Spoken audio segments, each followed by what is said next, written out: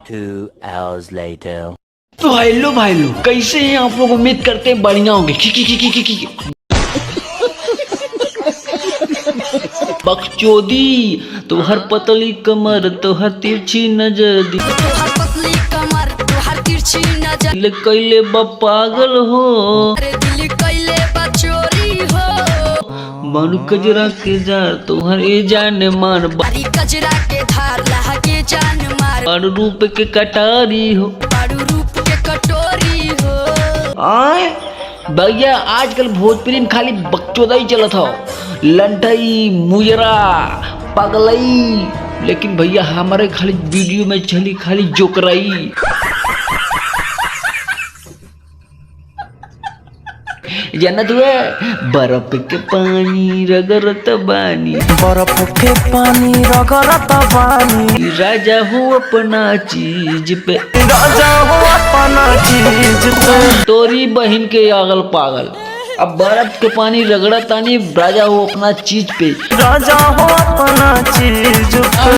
अरे बर्फवा के पनिया से बढ़िया रहल कि बर्फवा रगड़ ले तू, लेकिन ना तोहके तो खाली तरतड़ी धैले हो।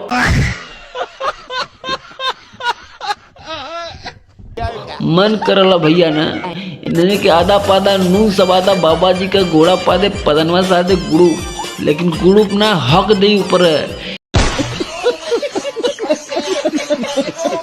लेकिन कहल ना दुनिया जाई दौड़े में भोजपुरी जाई लखनऊ वाली रोडी पे बथता बथता बथता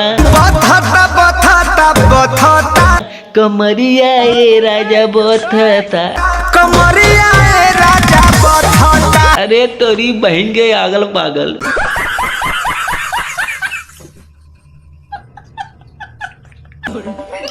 करे तोरी बहन के लंठवा बथता बथता बथता तो करीब बहन जे कमरिया बराजा बथता कमरिया ए राजा बथता। लेकिन बथी ना रात भर खूटा खूटी करबू तो बटी ना तो करीब बहनी के फटी।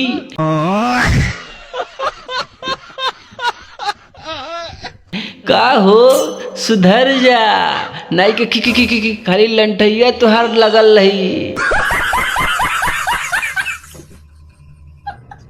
अब यही पे भैया चालू जिला टॉप लागेलू जिला टॉप लागेलू कमरिया कमरिया कमरिया करेला पालो कमरिया करेला पालो पलाली पॉप लाग लॉलीपॉप लागेलू लॉलीपॉप। अरे तोरी बहन लॉलीपॉप ने लौंडा लोड़ा लो लो लो लखनऊ वाली बात कर रहा था यार। तुम लोग सोचे दीपक बनर्जी कुछ बोलेगा, लेकिन नहीं नहीं नहीं इतना बकचोदी मैं नहीं करता हूँ। मैं चाहता हूँ हिजड़ा वाजी कमरिया ए राजा बथता मुजरा वाजी राजा हो अपना चीज पे लवंडिया वाजी। लेकिन भैया भोजपुरी में खाली लगत था दीपक बनर्जी के बाजी। थोड़ा बताओ तुम लोग लाइक कर लो, सब्सक्राइब कर लो, कमेंट कर लो, कर हाँ भाई नवाज दीपक बनर्जी मिले कल सुबह ताबड़ तोड़ वीडियो लेके। लव यू भोजपुरी सुबह आ आ आ आ